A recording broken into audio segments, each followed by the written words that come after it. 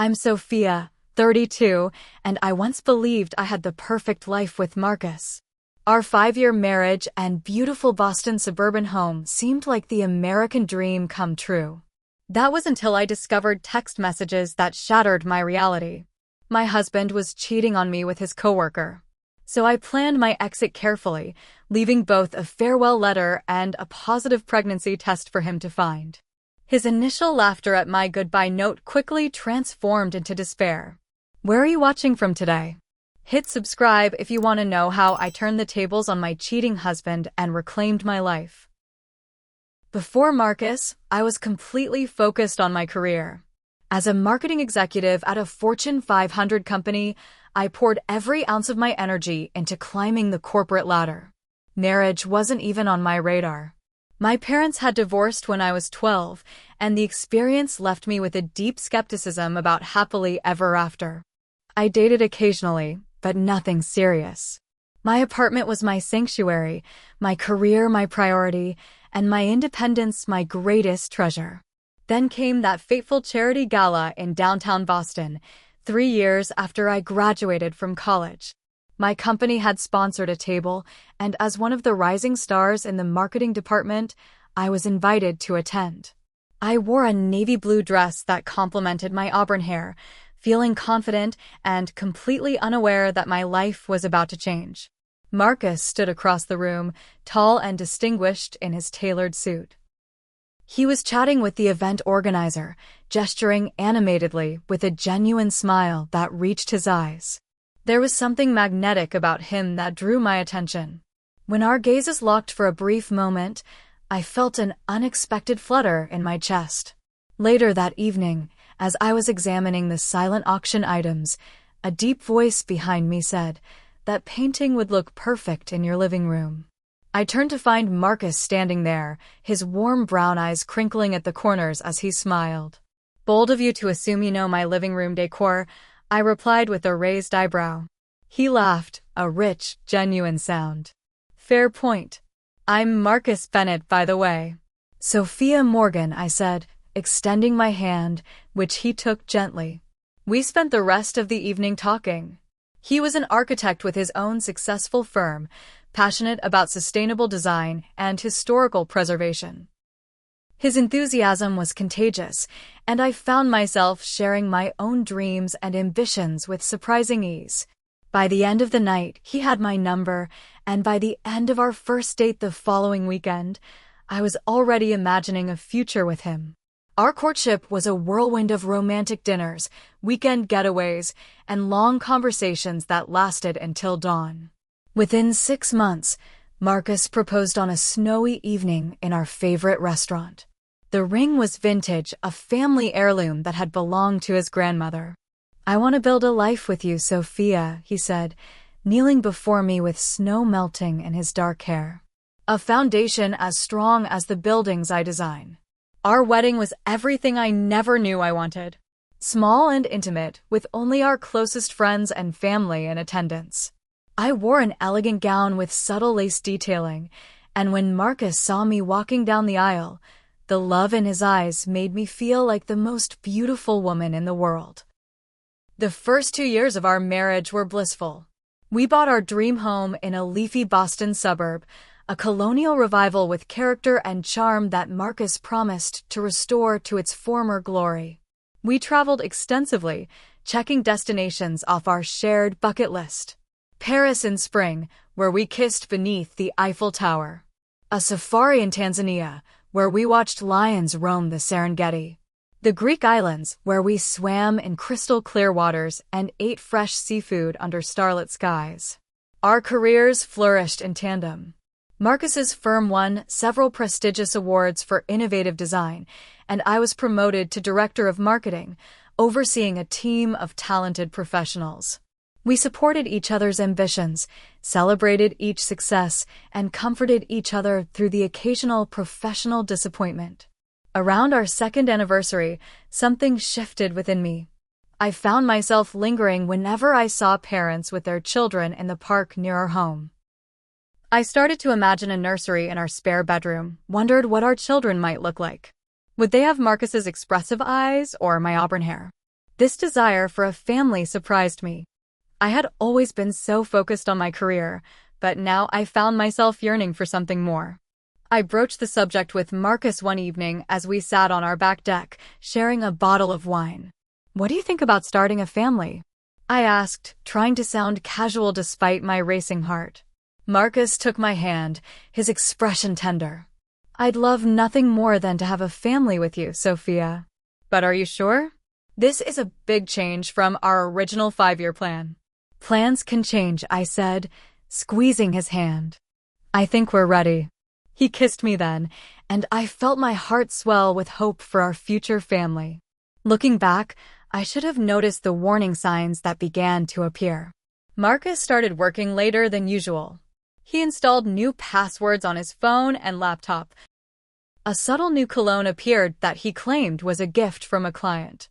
At the time, I dismissed these changes as inconsequential, too caught up in our seemingly perfect life to question them. Our 3rd anniversary was magical. Marcus surprised me with a weekend at the luxury hotel where we'd spent our wedding night. We dined at exclusive restaurants, walked hand in hand along the harbor, and made love with an intensity that left me breathless. "I'll never let you down, Sophia," he whispered as we lay tangled in the hotel sheets. "You're everything to me." I believed him with every fiber of my being. So much so that I made a decision that night. I wouldn't tell Marcus yet, but I would stop taking my birth control pills. It was time to make our family dreams a reality. As I drifted off to sleep in his arms, I imagined holding our baby, a physical manifestation of our love for each other. How naive I was, how trusting. I had no idea that the foundation of our marriage was already cracking beneath the surface, that the man who held me so tenderly was harboring secrets that would soon destroy everything we had built together. The changes in Marcus were subtle at first, so gradual that I almost convinced myself I was imagining things. He became increasingly distracted during our conversations, his attention constantly drawn to his phone. The man who once gazed at me adoringly across the dinner table now barely looked up from his screen. "Is everything okay at work?" I asked one evening as we sat in our kitchen, a home-cooked meal growing cold between us. "Just busy with the new downtown project," he replied, his fingers still tapping away. "The client is demanding." I accepted this explanation because I wanted to believe him. After all, I understood the pressures of a demanding career. But the emotional distance between us continued to grow. Marcus, once so affectionate and attentive, now flinched slightly when I touched him unexpectedly. Our intimate moments became less frequent, and when they did occur, felt somehow mechanical, as if he were merely going through the motions. Then came the night that planted the first real seed of doubt. Marcus returned home late from what he claimed was a business dinner, his shirt collar slightly askew. As he hugged me hello, I noticed a smudge of red on the crisp white fabric. Lipstick, unmistakably. My stomach knotted as I pointed it out. "What's this?" For a brief moment, panic flashed across his face before he composed himself. "Must be from Janet, my client. She hugged me goodbye and was wearing red lipstick. You know how Europeans are with their cheek kisses." The explanation sounded reasonable, but something in his delivery felt rehearsed. That night, I lay awake beside him, listening to his steady breathing and wondering if I was being paranoid or if my instincts were trying to warn me of something more sinister. The next morning, I suggested we plan a weekend getaway, an attempt to reconnect and dispel my growing unease. "Can't do it, Sophia," he said, barely looking up from his coffee. The Peterson project deadline got moved up. "I'll be working weekends for the foreseeable future. What about couples therapy?" I ventured, trying to keep my voice casual. "Just as maintenance. All relationships need tune-ups sometimes." Marcus's response was immediate and dismissive. "We don't need therapy. That's for couples with real problems." He finally looked at me, his expression hardening. "Unless there's something you're not telling me?" The way he turned it back on me was so subtle yet effective. Suddenly I was on the defensive, reassuring him that everything was fine, swallowing my concerns to avoid conflict. Marcus's absences became more frequent. He missed dinner with my parents, claiming a client emergency. He canceled our plans to attend my college friend's wedding at the last minute due to urgent revisions on a project. Each excuse sounded plausible in isolation, but together they formed a pattern that became increasingly difficult to ignore. After a particularly lonely weekend spent mostly by myself, I called my best friend Eliza for lunch. Over salads at our favorite bistro, I finally voiced my fears. "I think Marcus might be having an affair," I said, the words feeling like glass in my throat. Eliza reached across the table and squeezed my hand. "What makes you think that?" As I listed the evidence, the changes in behavior, the inconsistent explanations, the growing emotional chasm between us, Eliza's expression grew increasingly concerned. "Have you checked his phone?" she asked finally. I shook my head. "I've never been that person. I believe in privacy." "Privacy, yes. Secrecy, no," Eliza said firmly. "There's a difference. If he has nothing to hide, there's no harm in looking." Her words stayed with me for days, but I couldn't bring myself to violate Marcus's privacy. Instead, I decided to pay more attention, to look for concrete evidence before jumping to conclusions. That evidence arrived in the form of our monthly credit card statement. While reviewing the charges, I noticed several from a hotel downtown on evenings when Marcus had claimed to be working late at the office. My hands trembled as I highlighted these charges, my mind racing with possibilities, none of them innocent. When Marcus returned home that evening, I confronted him with the statement. "Care to explain these?" I asked, my voice steadier than I felt. He barely glanced at the highlighted charges before responding. "Those were client dinners at the hotel restaurant. You can call the accounting department if you don't believe me." "At 11 p.m.? I pressed. "And why would the hotel itself be charging us, not the restaurant?" For a second, doubt flickered across his face, but he recovered quickly. "You know how these corporate billing systems work. Everything gets charged under the main establishment." His explanation made sense logically, but something in his delivery felt off. The way he couldn't quite meet my eyes, the slight defensive edge to his voice. I nodded as if accepting his answer, but inside, my suspicions only grew stronger. The final straw came 2 weeks later. While cleaning our car before a grocery run, I found a woman's earring wedged between the passenger seat and center console. It was a distinctive piece, a small golden star with a tiny diamond in the center, definitely not mine. I held it up when Marcus came home that evening. "Want to explain this?" He stared at the earring, momentarily speechless, before attempting to recover. "Must belong to Rachel from the office. I gave her a ride home during that rainstorm last week, remember?" But I hadn't remembered because he'd never mentioned giving anyone a ride. The lie was obvious, clumsy, unlike his usually careful deceptions. In that moment, staring at his guilty face, something broke inside me. The trust one had carefully maintained, despite my growing suspicions, shattered completely. That night, as Marcus slept soundly beside me, I stared at the ceiling, my mind racing with questions. Who was she? How long had it been going on? Did he love her? Was our entire marriage a lie? Sleep eluded me as anxiety gnawed at my insides. By morning, I had made a decision that went against everything I believed about trust and privacy in a relationship. But desperate times called for desperate measures. The decision to hire a private investigator wasn't one I made lightly. It felt like admitting defeat, acknowledging that our marriage had deteriorated to the point where professional surveillance seemed necessary.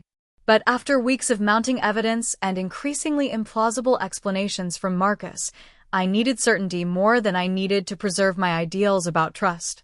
I found Thomas Bradley through a discreet online search, careful to use my personal laptop rather than our shared home computer. He was a former police detective with 20 years of experience and excellent reviews for his discretion and thoroughness.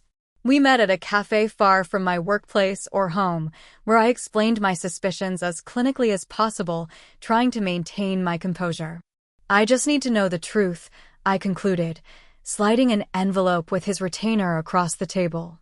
Whatever it is. Thomas nodded, his expression neutral but kind. Usually, by the time someone comes to me, they already know the answer. They just need confirmation. His words resonated uncomfortably. Deep down, I did know.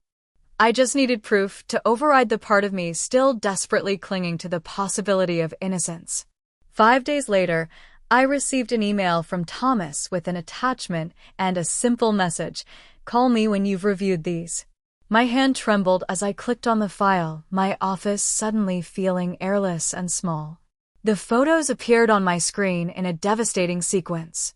Marcus entering a hotel with a woman I recognized as Amanda, a junior architect at his firm.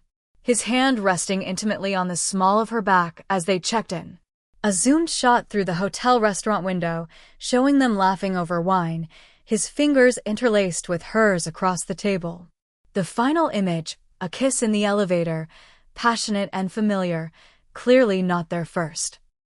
The physical pain was immediate and overwhelming, a vice grip around my chest that made breathing difficult. I barely made it to the private bathroom in my office before vomiting, my body physically rejecting the visual confirmation of my worst fears. I canceled my afternoon meetings, claiming a sudden migraine, which wasn't far from the truth given how my head pounded. The drive home was a blur, tears blurring my vision as I struggled to process what I'd seen. Marcus was spending the night at a conference in Providence, which I now assumed was code for another rendezvous with Amanda. Alone in our house, I moved through the rooms like a ghost, seeing our life together through new eyes.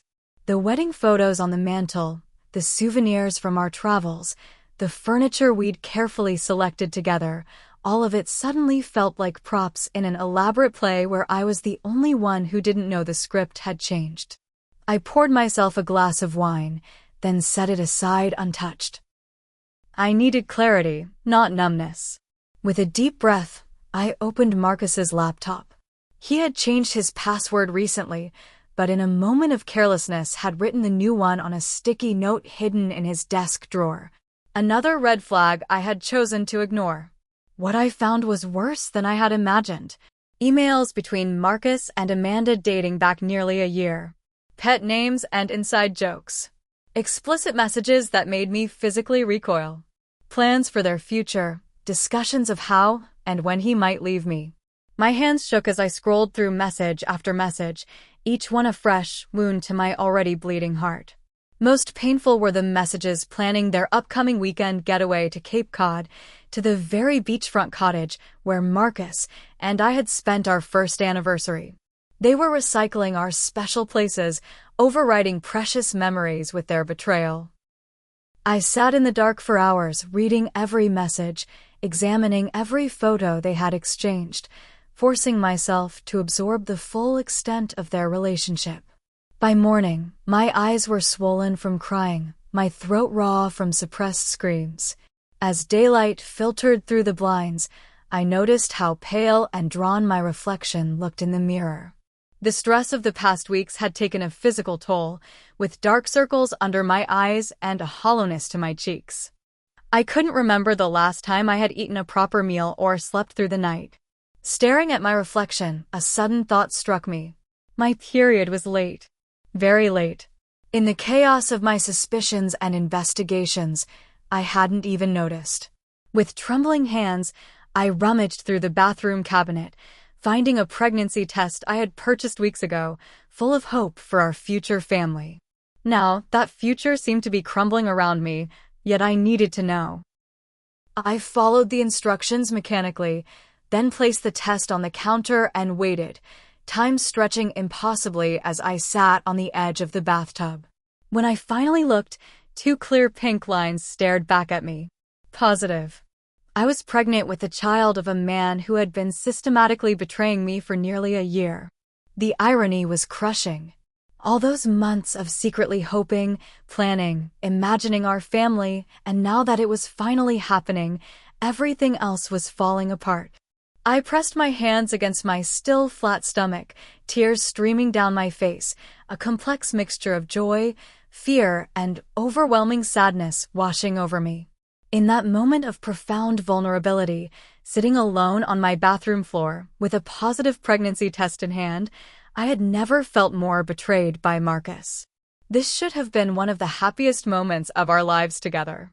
Instead, I was alone, devastated, carrying a secret that would forever change everything. As I curled up on the cool tile floor, sobs racking my body, I allowed myself to feel the full weight of the pain. My perfect life had been an illusion.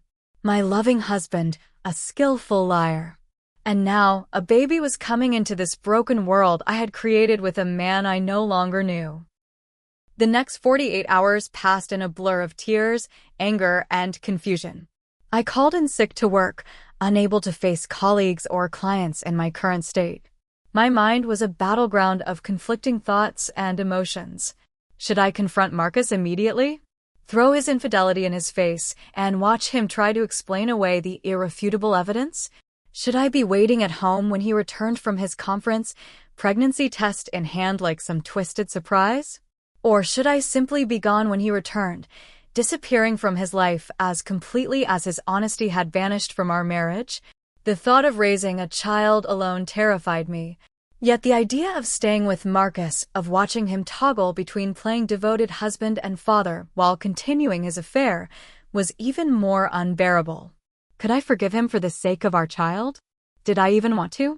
On the third morning after my discovery, I packed a small suitcase and booked a flight to Chicago. My older sister Rebecca lived there with her husband and 2 children. If anyone could help me sort through this mess, it would be her. I left a brief note for Marcus claiming a family emergency, knowing he wouldn't question it since he was too preoccupied with his own deception. Rebecca met me at the airport, one look at my face telling her everything she needed to know. She wrapped me in a fierce hug, and I broke down right there in the terminal, sobbing against her shoulder as travelers streamed past us. Whatever it is, we'll figure it out together, she promised, guiding me to her car. That night, after her children were asleep, I told her everything over cups of chamomile tea at her kitchen table. The suspicions, the investigation, the devastating confirmation. And finally, the pregnancy. Rebecca listened without interruption, her expression shifting from concern to anger to protective determination. When I finished, she reached across the table and took my hands in hers. "First, you need to know that you did nothing to deserve this," she said firmly. "This is entirely on Marcus, not you." "But what do I do now?" I asked, my voice small and uncertain. "That depends on what you want," she replied. "Do you want to try to save the marriage?" I considered the question carefully. Did I? Once, the answer would have been an immediate yes. But now, with the extent of Marcus's betrayal laid bare, with the knowledge that he had been planning a future with another woman while I carried his child? "No," I said finally, surprised by the clarity I felt.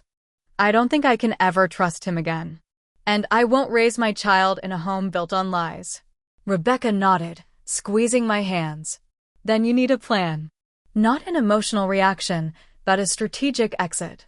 Over the next 3 days, with Rebecca's unwavering support, I began to formulate that plan.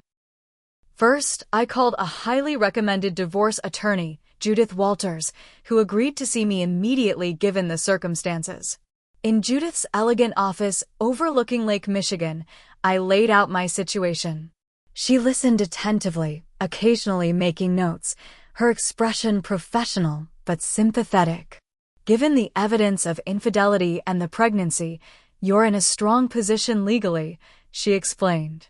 "But before you confront him, there are steps you should take to protect yourself financially and emotionally."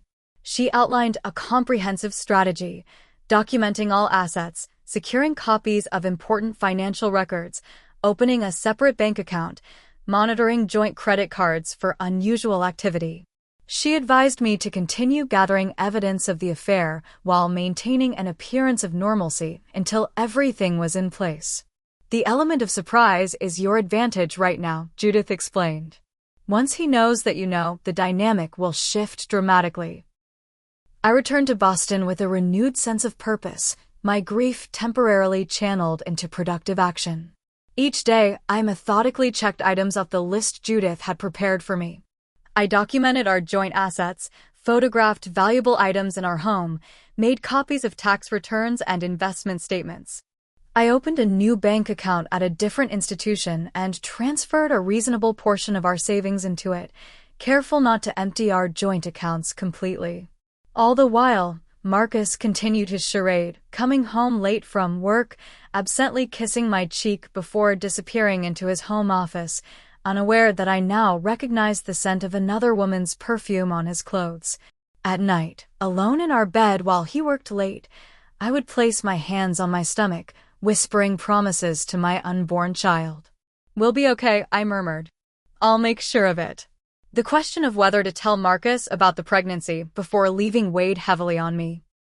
On one hand, he had a right to know he was going to be a father. On the other, I feared he might use the baby as leverage to convince me to stay, or worse, to control me after I left. After much reflection, I decided on a compromise. I would leave him a letter explaining everything I knew about the affair, along with the positive pregnancy test. He deserved to learn about both revelations simultaneously, to understand the full magnitude of what he was losing through his betrayal.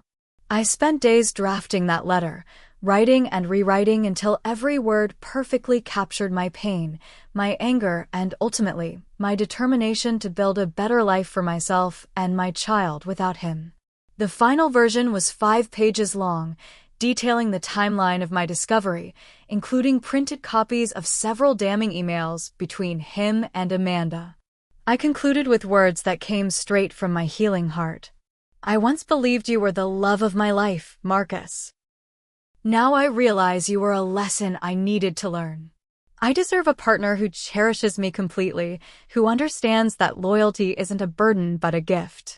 Our child deserves a mother who values herself enough to walk away from betrayal. I hope someday you become the man I thought you were, but I won't wait around to find out. By the time you read this, I'll be gone. Don't try to find me. My lawyer will contact you about the divorce proceedings." As I sealed the letter in an envelope, I felt a strange sense of calm replace the turmoil that had been my constant companion for weeks. The decision was made. The path forward, while difficult, was clear.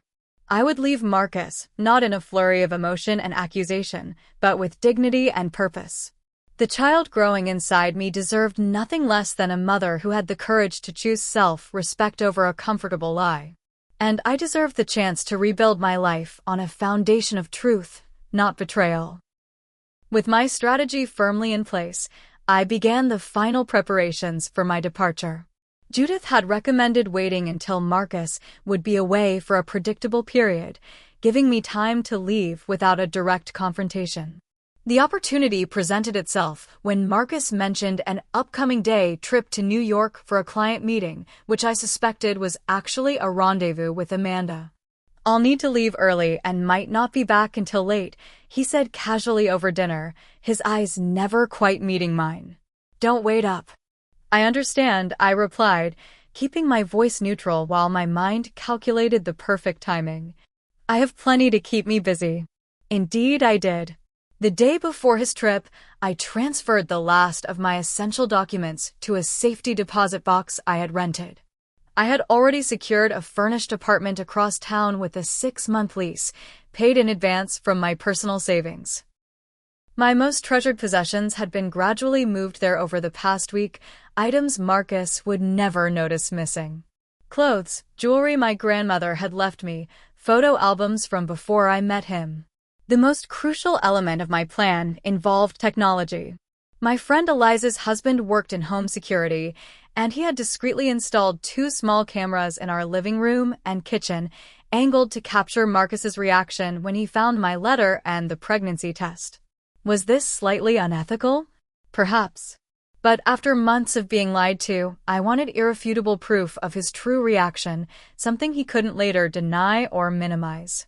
The night before my planned exit, Marcus and I shared what would be our final dinner together. I prepared his favorite meal, roasted salmon with garlic asparagus, and even opened a bottle of expensive wine, though I only pretended to sip mine, protective of the tiny life inside me. "This is delicious," Marcus said, reaching across the table to squeeze my hand. "What's the occasion? Do I need an occasion to cook for my husband?" I asked, smiling with a warmth I no longer felt. His phone buzzed several times during dinner, and I watched him check it surreptitiously, a small frown creasing his brow at whatever messages he was receiving. Once, I would have asked who was texting him so urgently. Now, I already knew. We watched a movie after dinner, my head resting on his shoulder one last time as I silently said goodbye to the man I had thought would be my forever. When he kissed me goodnight, I lingered a moment longer than usual, memorizing the feeling of what had once been love. Morning arrived with a soft pink sunrise. I listened to Marcus shower and dress, his routine so familiar after years of marriage. He kissed me goodbye, promising to call when he reached New York, another lie to add to his growing collection. "Have a safe trip," I said, meeting his eyes directly. Something in my gaze must have unsettled him, because he paused, studying my face with a slight furrow between his brows. "Everything okay?" he asked. "Everything is exactly as it should be," I replied, the truth hidden in plain sight. After his car pulled away from the curb, I moved with practiced efficiency.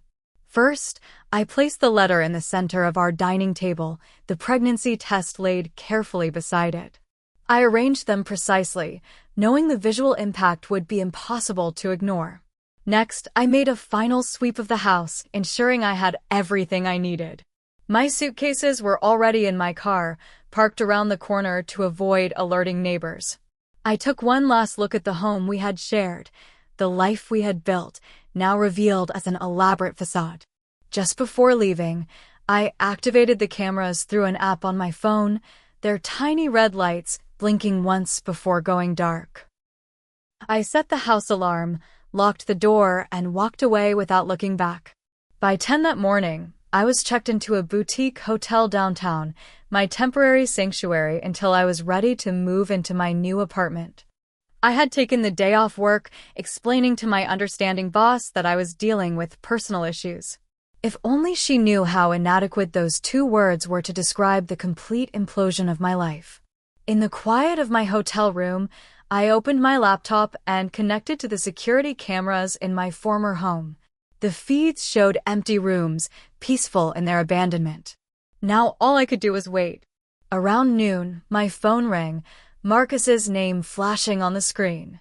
I declined the call, knowing he was just checking in as promised, still maintaining his charade of the attentive husband.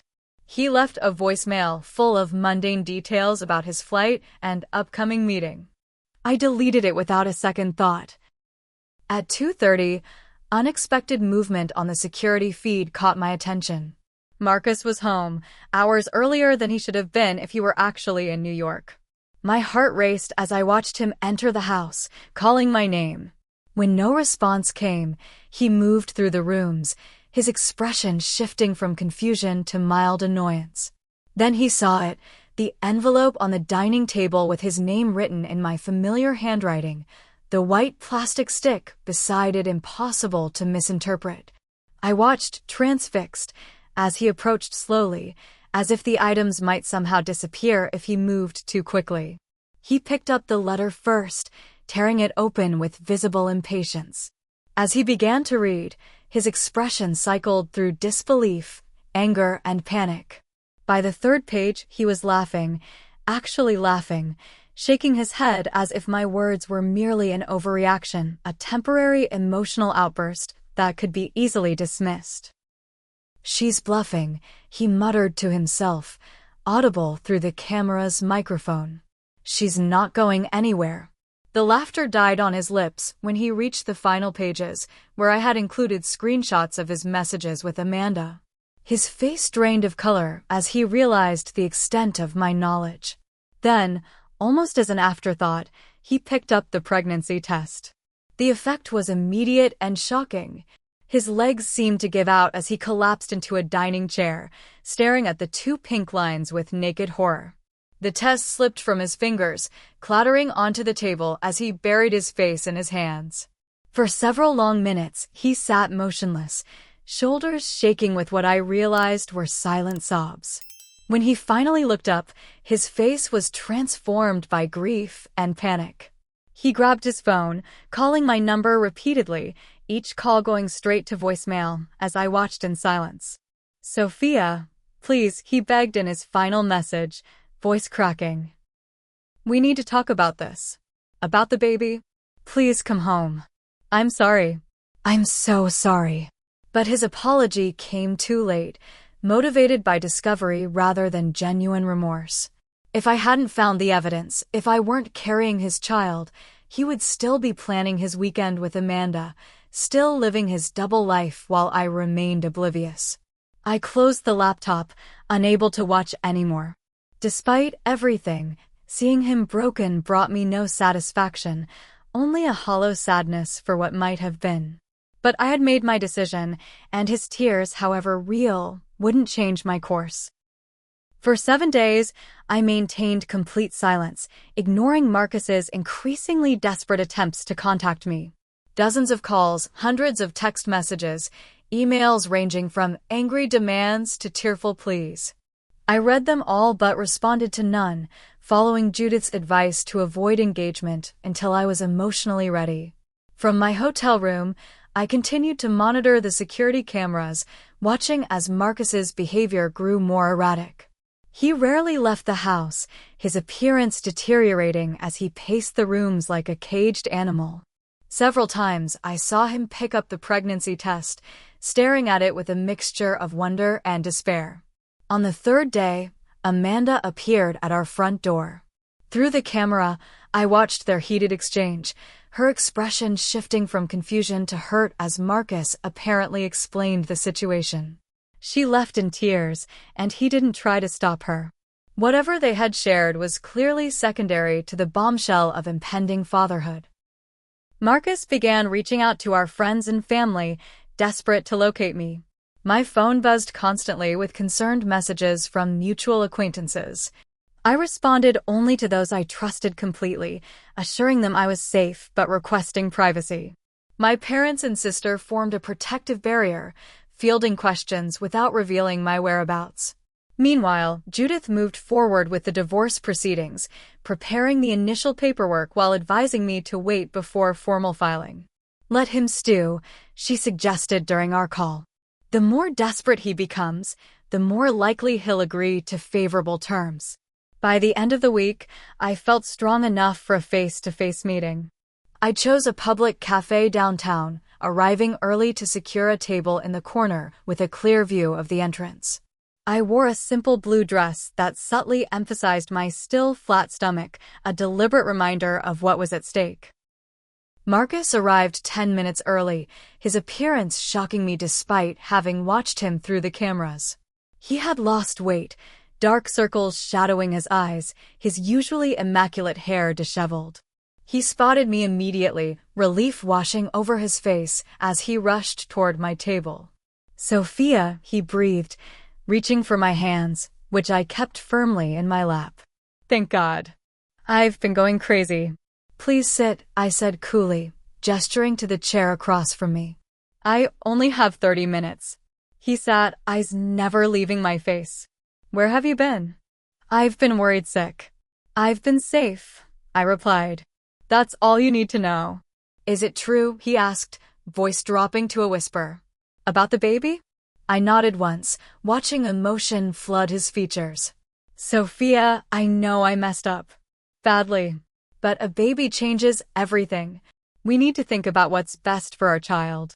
"I am thinking about what's best for our child," I said, maintaining eye contact. "A mother who respects herself enough not to stay with a man who betrayed her repeatedly for nearly a year." Marcus flinched as if I'd slapped him.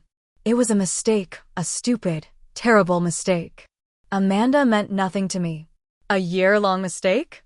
Planning weekend getaways together? Discussing your future? That's not a mistake, Marcus. That's a choice you made every single day." Tears filled his eyes. "I'll end it completely." "I already have." I'll do anything, therapy, counseling, whatever you want. Please don't throw away our family before it even begins. I reached into my purse and withdrew a manila envelope, sliding it across the table. My lawyer has prepared these divorce papers. They're fair, considering the circumstances. You have 1 week to review them with your attorney. Marcus stared at the envelope as if it might bite him. Divorce? Sophia, you can't be serious. What about the baby? Our child will have 2 parents who co-parent responsibly, even if we're no longer married. But I love you, he said, voice breaking. I never stopped loving you. For the first time since discovering his betrayal, I felt a genuine laugh bubble up. Love doesn't do what you did, Marcus. Love doesn't lie and cheat and plan a future with someone else while coming home to kiss your wife goodnight. It was just sex at first, he pleaded. It got complicated. No, I corrected him firmly. It was simple. You made vows to me and you broke them. Repeatedly. With full awareness of what you were doing. And you never made a mistake, he challenged, desperation making him cruel. You're just perfect, is that it? My mistakes didn't involve betraying the person who trusted me most, I replied, remaining calm despite the anger churning inside me. The difference is intent, Marcus. I never deliberately hurt you. He slumped in his chair, the fight visibly draining from him. What do you want from me? I want you to sign the papers, give me the divorce, and then learn how to be a good father to our child. That's all. And if I refuse? If I fight the divorce? I leaned forward, lowering my voice. Then I release the videos of your reaction to finding out about the baby, along with copies of every email, every text between you and Amanda, to our families, our friends, your clients. Is that really the reputation you want following you for the rest of your career? His face paled. You recorded me? In our house. Yes, I admitted without shame. Because I needed to see your unfiltered reaction without the performance you put on for my benefit. And I saw it, Marcus. I saw you laugh at my letter before you knew about the baby. Only the pregnancy made you take this seriously. This truth struck him like a physical blow. He knew I was right, and the knowledge was devastating. I never meant to hurt you, he whispered, a final, pathetic defense. But you did, I said, standing and gathering my purse. And intentions don't erase consequences. You have my lawyer's information. 1 week, Marcus. As I walked away, he called after me, can I be there? When the baby comes. I paused, turning back to face him one last time. Yes. Whatever happened between us, you're still this child's father. That right remains intact, as long as you earn it. Walking out of that cafe, I felt a weight lift from my shoulders. The confrontation I had dreaded for weeks was behind me, and I had maintained my composure, my dignity. The future remained uncertain, but for the first time since discovering Marcus's betrayal, I felt genuinely hopeful that better days lay ahead. 6 months later, my new apartment had finally begun to feel like home. The morning sickness that had plagued my first trimester had given way to the energetic bloom of mid-pregnancy. My baby bump was now prominently visible, a perfect round curve that I cradled protectively as I moved through my daily routines. The divorce had been finalized with surprising efficiency.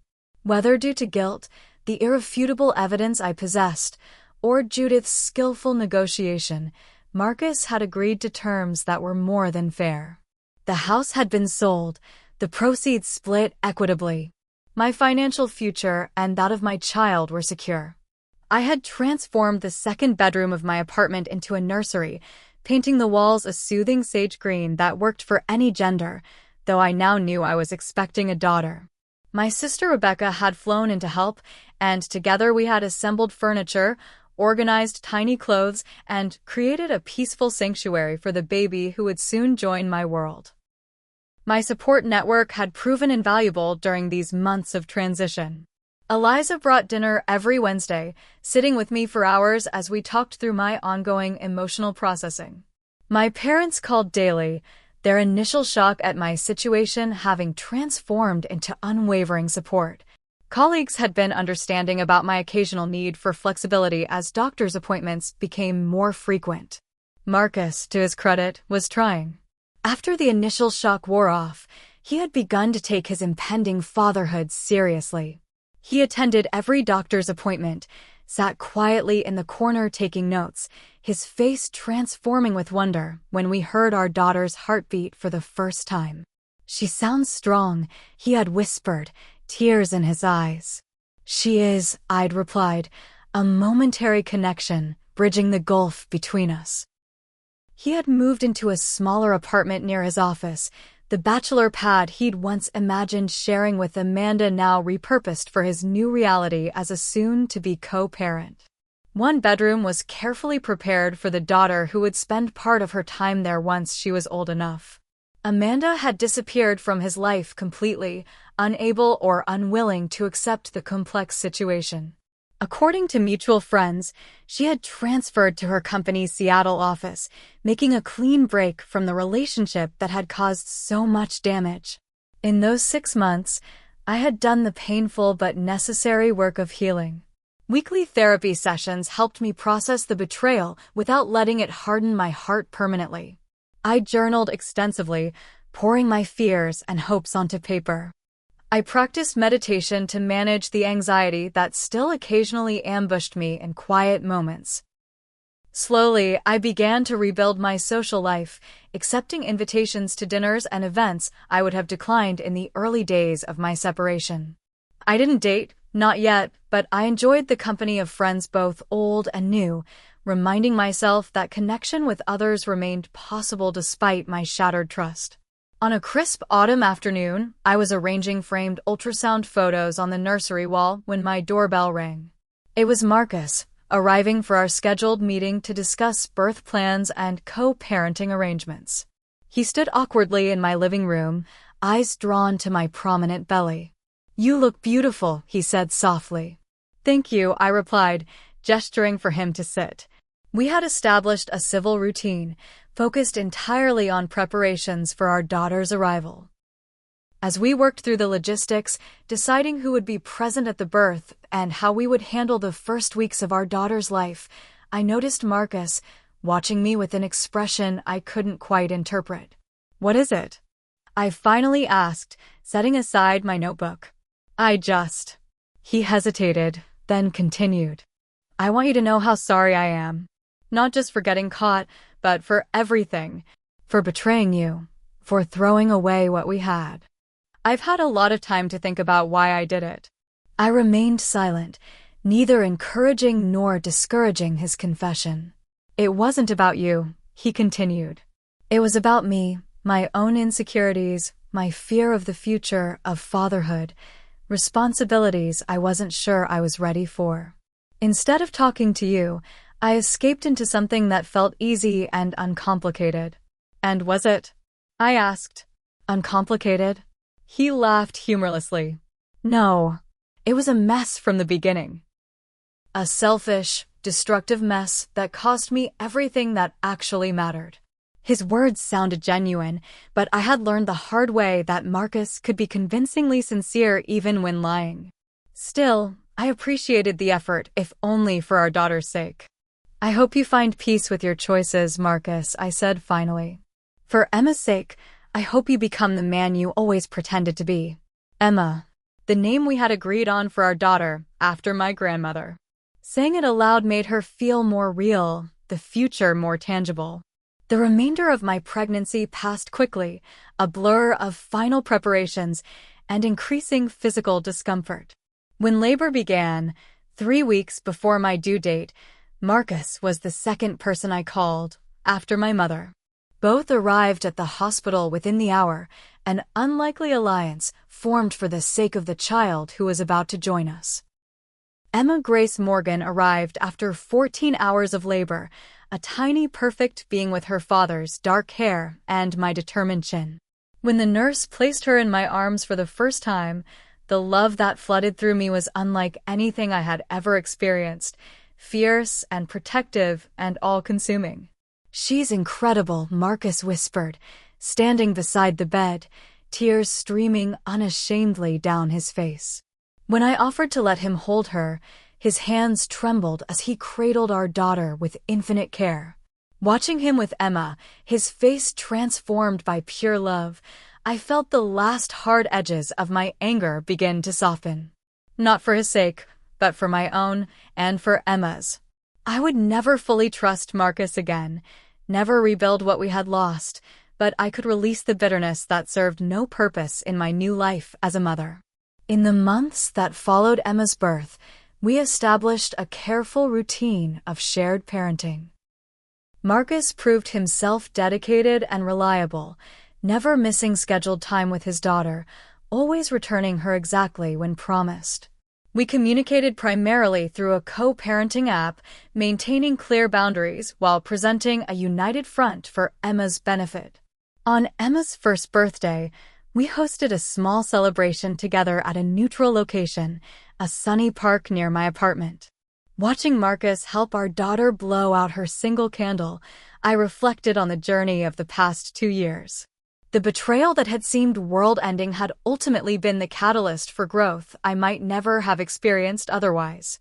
I had discovered reserves of strength I never knew I possessed. I had learned to value myself enough to walk away from a situation that diminished me. I had built a new life centered around authenticity rather than illusion.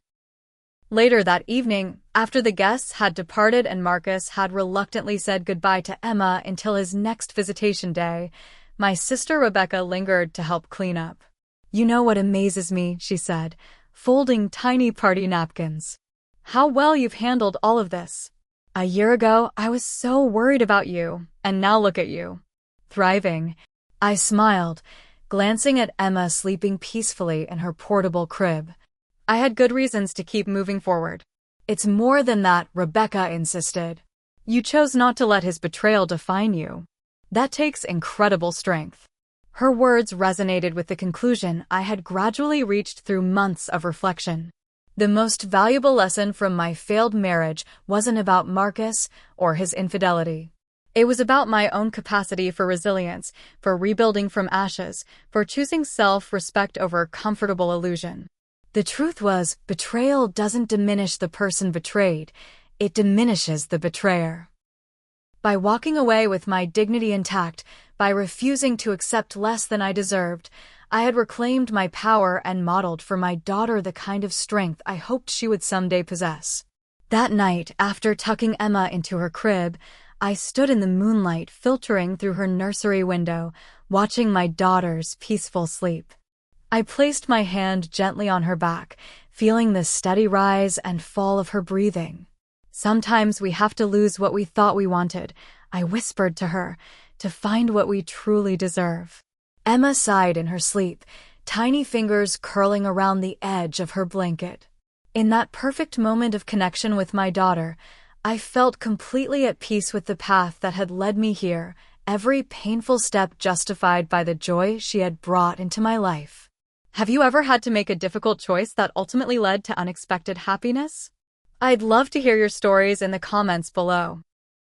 And if my journey resonated with you, please like and subscribe to hear more stories of resilience and new beginnings. Remember, sometimes the hardest goodbyes lead to the most beautiful hellos. Thank you for listening, and may you always find the strength to choose what you truly deserve.